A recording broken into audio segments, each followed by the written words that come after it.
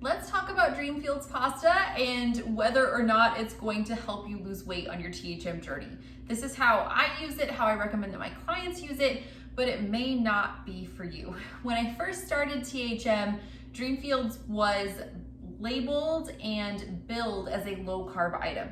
Shortly after that, maybe a few years later, so I've been on plan almost 10 years, and I think it was not too long after that it came out that there were some lawsuits and maybe it wasn't as low carb as we thought, but THM did a lot of research and found that it's still okay.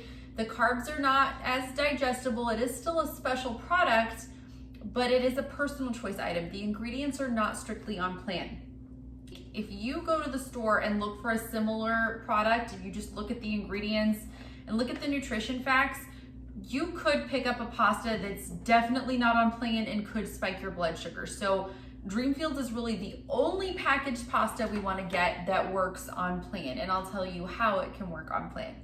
Dreamfields is not technically working in an FP, but you can use it in an S or E setting depending on the other ingredients. You always want to have protein with it, and you want to limit it to just one time per week at one serving size. I'm gonna show you what the serving size is. So you can have most of the pastas have about 2 ounces. So this is my little spaghetti measure for 2 ounces. It's not very much of the thick spaghetti or the long spaghetti. You have to watch out and make sure you're not getting too much. The easier way to have Dreamfields is to get the shaped pastas. They have penne rigate, they have rotini. I like to get one of these instead and measure out. The penne is 1/2 of a cup is a serving size, and the rotini, I believe, is 2/3 of a cup, but you'll want to check and verify. This might be disappointing to you if you've been on plan and you've been having platefuls of pasta, but I recommend just sticking to one serving size, which is not a ton, and really keeping it to once a week, and usually as a side dish if you can, not making a bunch of Dreamfields meals throughout the week. It does affect different people in different ways. So it is a personal choice item, but it can spike your blood sugar. It does to some people, to others it doesn't seem to. So I know it spikes my blood sugar. I really avoid Dreamfields. And I know if you have stubborn weight, you may want to avoid this one altogether too and stick to Miracle noodles or zucchini noodles or spaghetti squash or something else that's delicious and on plan that you can have with spaghetti sauce. So I don't eat this too often anymore. My kids still eat it, and I still will have it on rare occasion. I have been told, and this is not medical advice, so please check with your physician, that if you have thyroid conditions, if you have inflammation, you may want to completely avoid gluten. This definitely is a product that contains gluten, so it may not be for you.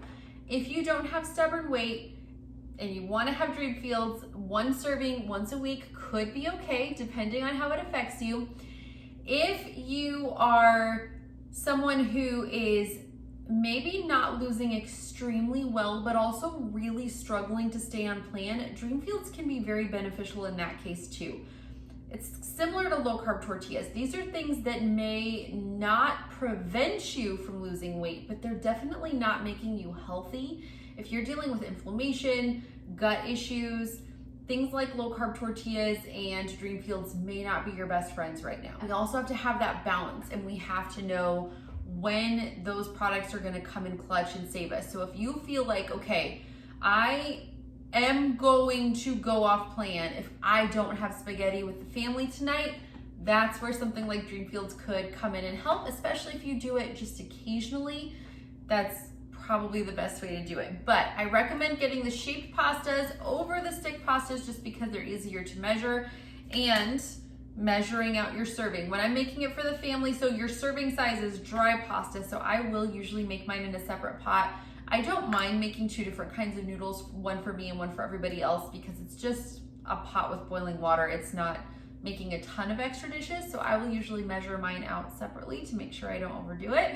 And I stick to just once a week. The other question I get often is, hey, is it true you can't reheat Dreamfields? And my answer is, they did debunk that, but it doesn't really matter, because if you're just having one serving once a week, you're probably not going to save it for a week and reheat it the next week. So I would just make as much as you're going to eat at that meal and save the rest for another time. If you choose to have Dreamfields, I hope you enjoy it.